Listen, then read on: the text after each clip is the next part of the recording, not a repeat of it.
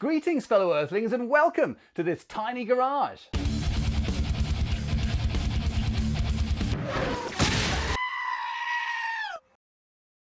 This week we need to finish preparing the cylinder heads to go to the machine shop. So let's start off with some cleaning. Welcome to the local do-it-yourself car wash. I used a thick piece of wire that's going through where the Vario cam fits to hang the cylinder head cover onto one of the floor mat holders on the wall.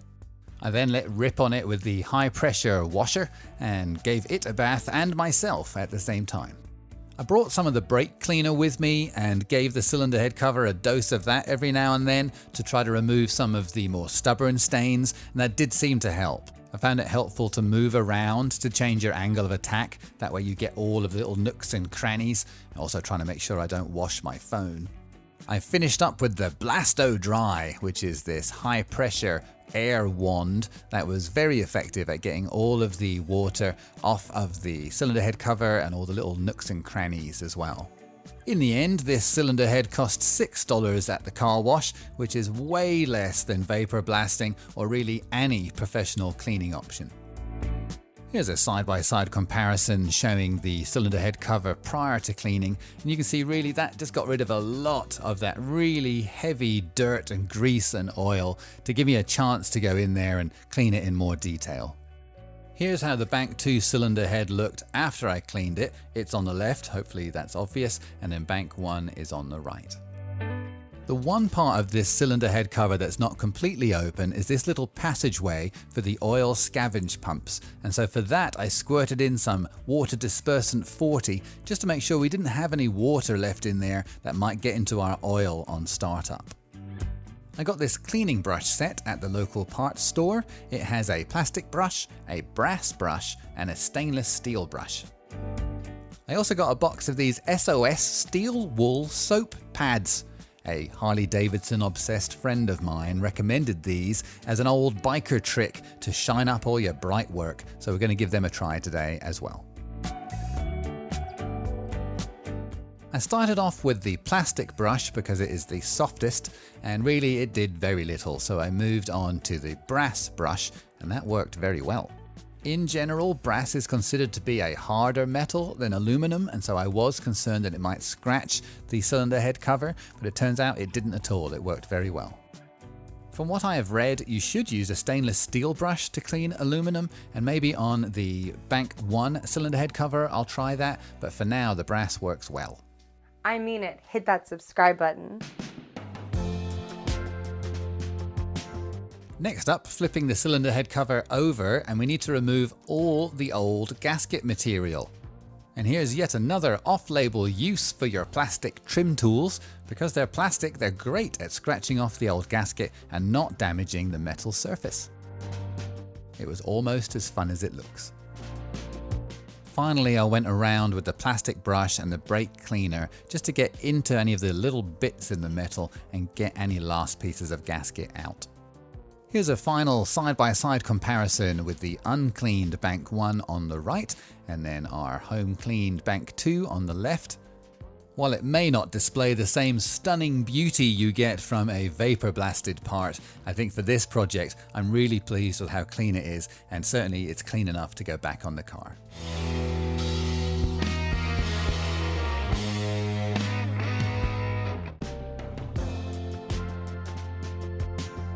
Next up, we got a new tool. This is a cylinder head stand, which I didn't know was even a thing, but thankfully Lee Jenkins at Hartech UK sent me a message saying, hey, you might want to get one of these, and he was right. It's a very simple thing, but it makes the job so much easier. I hope you're all sitting down because the excitement doesn't stop this week. We got another new tool, a valve stem seal removing tool. Now it also has the installing tools in it, I think. I'm not sure what they do, but I guess you just grab onto the valve stem with this thing and pull on it.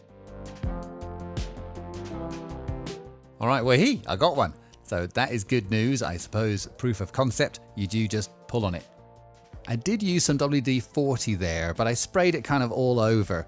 For bank 1, what I'll really do is spray that into the valve stem that it might be able to penetrate out into the seal. But the outside of the seals, I'm trying to keep them clean and dry so that the tool is able to grip on it more easily. The trick I found here to get these off is you want to rotate them like left and right, counterclockwise and clockwise. If you can get them to move like that, then wiggling them and pulling them off is easy. Hello, the CJ7 1984. Must be a Jeep thing. These cylinder heads are going to get their valve seats recut, but they're also going to go in the gunk tank. So I want to remove everything from them. And so there is this one last little bolt on the side that holds onto some of the sensors. And then also we have this muffler bracket that needs to come off. Probably worth mentioning that of those 3 13mm bolts that hold the bracket on, the middle one is longer than the other 2. Here is the cylinder head then, completely stripped and ready for the machine shop. If you take a look at this number on the cylinder head, R4545, that matches the number on the cylinder head cover for this bank, and that way there's no chance of mixing up bank 1 and bank 2 parts. Hit the notification bell, it's up there. Yes, please. Okay, we can't put it off any longer. We have to clean some valves.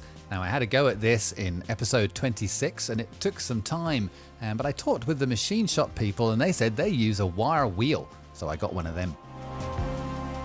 The brass wire wheel says it can cope with up to 4,500 RPM. My Home Depot Ryobi grinder can only do 3,600 RPM, so we should be safe. I'm putting a little piece of electrical tape on the end of the valve just so it doesn't get scratched or mangled by the chuck of the drill. Here I'm just experimenting to see how long it should take me to do one. And I spoke with the machine shop and I showed them the ones that I had done, some that were beautiful that I'd spent some time on and they were all polished, and ones that I'd basically just knocked the main crud off. And they said that that was fine because they're going to go through and they will measure them and make sure that they can be recut. And if they can, then they're going to get completely cleaned up anyway. Finishing up there just with the Scotch-Brite pad with the brake cleaner, that seemed to be the simplest and quickest solution. The final system I had was about 20 or 30 seconds on the wire wheel and then about 10 or 15 seconds with the Scotch-Brite pad and the brake cleaner, and that's it. And it really didn't take very long at all to clean all of the valves. Alright, that's all of bank 2, and we're going to take everything we learnt there and try to use that on bank 1. That stand will make it much easier. And just compressing the valve there to get the collets out, or the locks depending on what country you live in. And then I ended up adapting my drill with a universal joint that I pulled the end off to make it quicker to get that on and off. And oh my gosh, it made it so much quicker. It was just totally like cheating. So as I said before, this time I'm cleaning the outside of the valve stems and putting the WD-40 just on the inside so it can do its work without making the outside slippy. And that was amazing. Now that I feel confident at getting the valve stems off, I'd have a look at these other tools. That one, you seem to just put the valve stem into it. It seems to fit better in the other one. And then these other ones, they sort of go into the valve stem hole itself. Maybe make it more centralized or something. The 5mm version of that seems to work quite well. And then I guess you just put the valve stem onto that tool and you whack it with a hammer. A couple of good taps and you could hear that it was in place. Then I wanted to have a try with the other styles that they kind of go around the valve stem. And one of those did work pretty well. I'm not sure which one to use. If any of you have any pointers on which one I'm supposed to use, please don't hesitate to let me know. Very similar to bank 2, we do have some other bits and bobs to take off bank 1. We have that single bolt for the sensors, the camshaft sensor itself, and then the muffler bracket and the cylinder head gasket.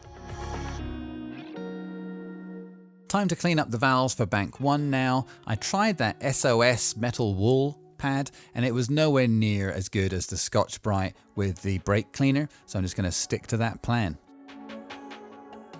You can see from this angle here just how much crud, like concrete style crud, is on the exhaust valves. It just comes off in that pool of dust, and it smells like fire and brimstone, really, like a burnt engine.